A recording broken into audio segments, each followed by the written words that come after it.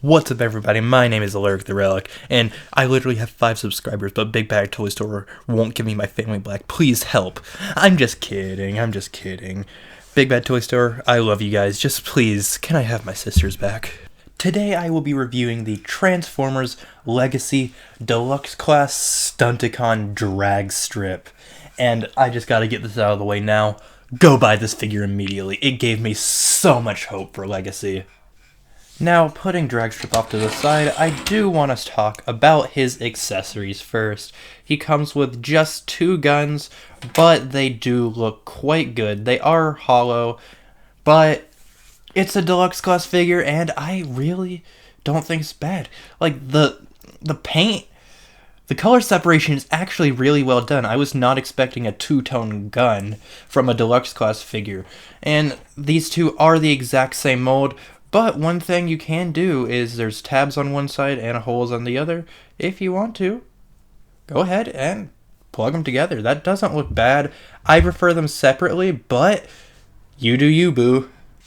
And if you want to store his guns in vehicle mode, there are tabs here, and you can just plug them in on both sides. I am sorry for covering up the camera. I'm new at this, but you know what? I don't give a shit.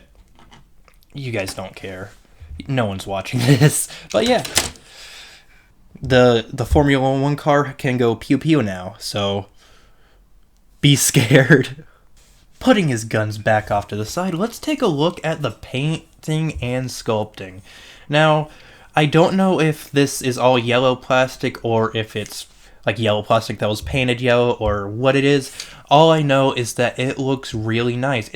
I don't know how well it's coming across on camera, but it's got a nice glossy finish, and the paint matching is done really well, surprisingly. I was expecting, with Hasbro's quality of figures, that some yellows would be darker than others, like this cockpit color would appear randomly throughout the figure, but that cockpit and the spoiler are the only real areas of a different color, and that it appears to be on purpose. And then the red stripes across the side and on the spoiler, it just adds to the overall just sex of the figure. Even the bottom of the figure it looks perfect. There's no kibble that can be seen through the vehicle mode, except for the seat, which is just his head. And at least it looks like it could still be a seat. They molded in some detail. I don't know if you'll be able to see, but you can. There is some molded detail to make it look like a leather seat in there. So that's always very much appreciated. Moving on to size comparisons, here he is with the Bumblebee Movie Deluxe Wheeljack, the Studio Series 86 Perceptor, the Legacy Voyager class Bulkhead, the Legacy Commander class Motormaster, his leader, and amazing together look. Fucking kill me, I can't talk. And my previous review, the Legacy Core class Shockwave. Moving on to transformation, we will start by coming to the bottom and taking your dirty little nails and pulling these tabs, or these panels, open. Next, come to the top and you'll see these hook tabs, and you will just softly pull down and extend the legs so you can close up those panels.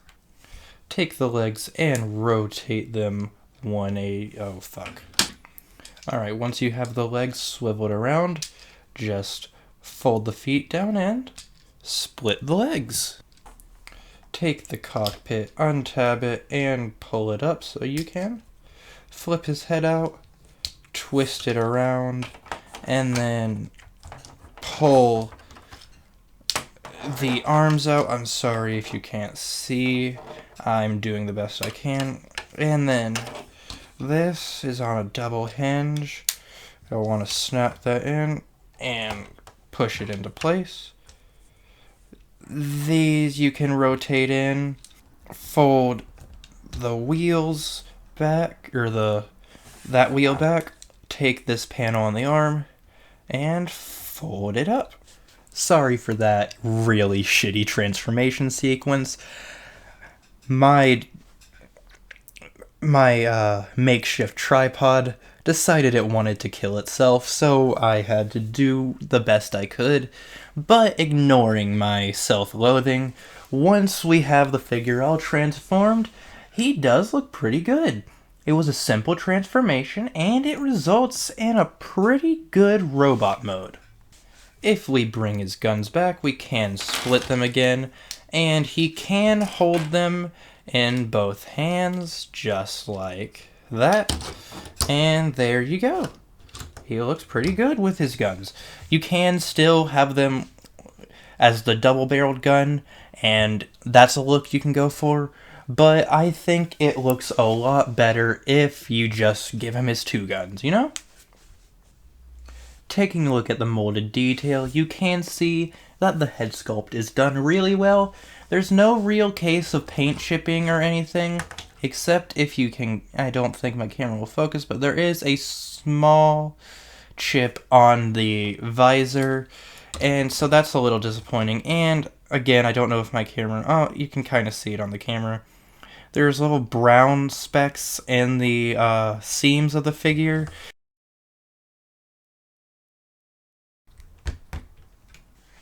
If I had to complain about this figure, I would have to go with the fact that there's not really much painted detail. You can see on the legs, there's lots of pipes and panel lines, but they didn't really bother to paint anything on it.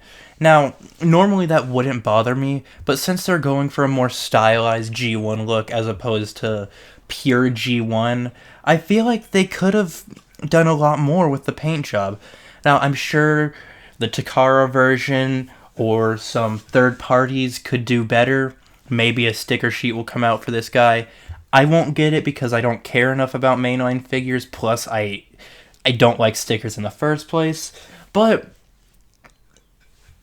paint your damn figures, Hasbro.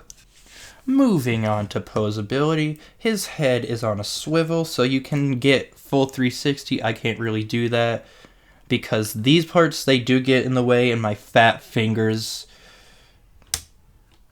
you know, my fat fingers won't work.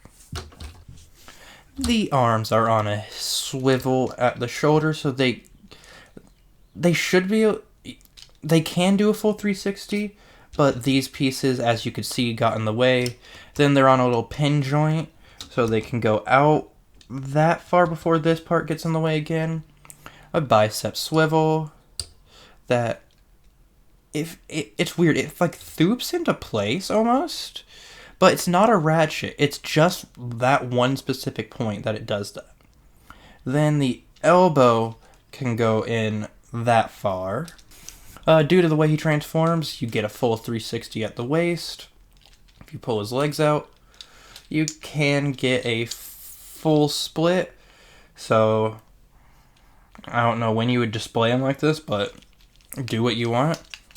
His legs can go forward that far, back that far. He has a thigh swivel, about that far at the knee. He can, due to the way he transforms, his foot can go back like that, but there's not really any use for that. And as you can see, this is a mainline deluxe figure with fucking amazing ankle pivot. Where was this like 10 years ago?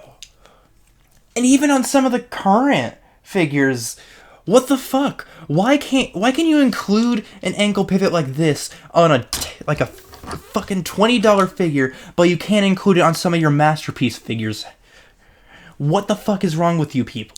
Now for size comparisons, here he is with the Bumblebee Movie Deluxe Wheeljack, the Studio Series 86 Perceptor, the Legacy Voyager Bulkhead, the Legacy Commander Class Stunticon Motormaster, and my previous review, the Legacy Core Class Shockwave. Last thing I would like to point out before I end the video, there is a little spring-loaded tab right above my finger, and if you put something thin in there, like my dick, you can split him in half, but that is for when he combines into Menasor. but you don't need to do that when you're combining him. You just put him in car mode and then plug him onto the arm for that's part of Motormaster's trailer, and then it's like an auto transforming type gimmick.